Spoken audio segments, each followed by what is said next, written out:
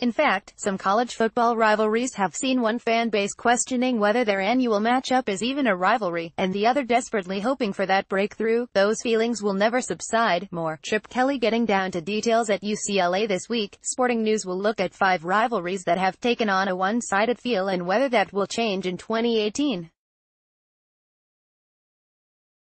Today, we'll look at the next chapter in USC-UCLA, which will need to be elevated back onto the national stage with coaches Clay Helton and Chip Kelly.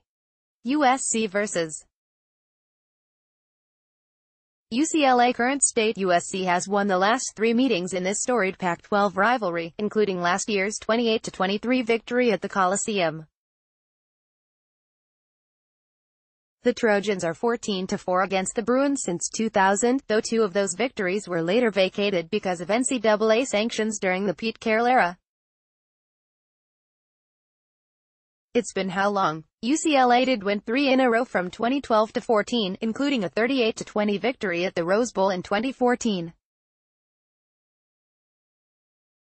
Those victories came against Lane Kiffin in 2012, Ed Orgeron in 2013 and Steve Sarkisian in 2014.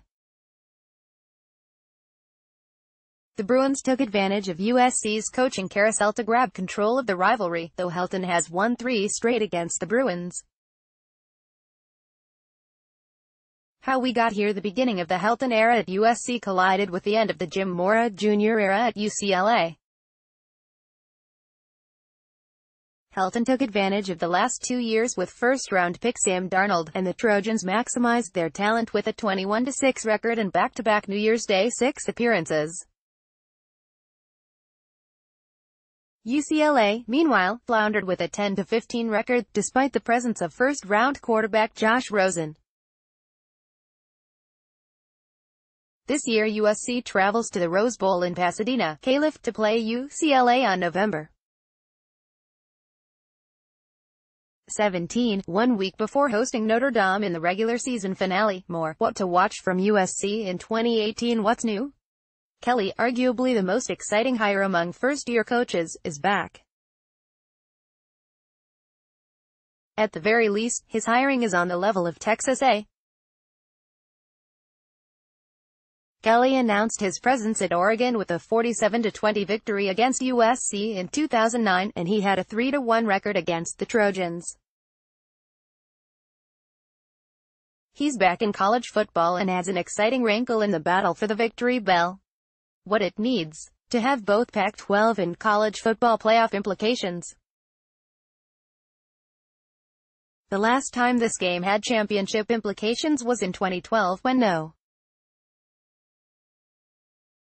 17 UCLA beat number 21 USC to win the Pac-12 South, and even then, the Bruins had 3 conference losses at that point.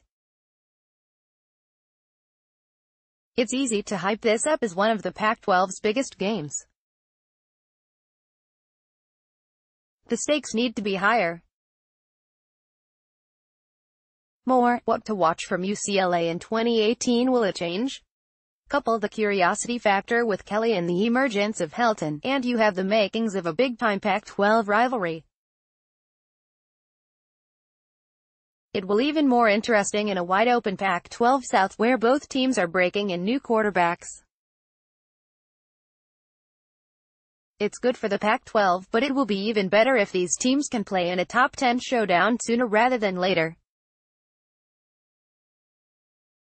That will take this to the national level again.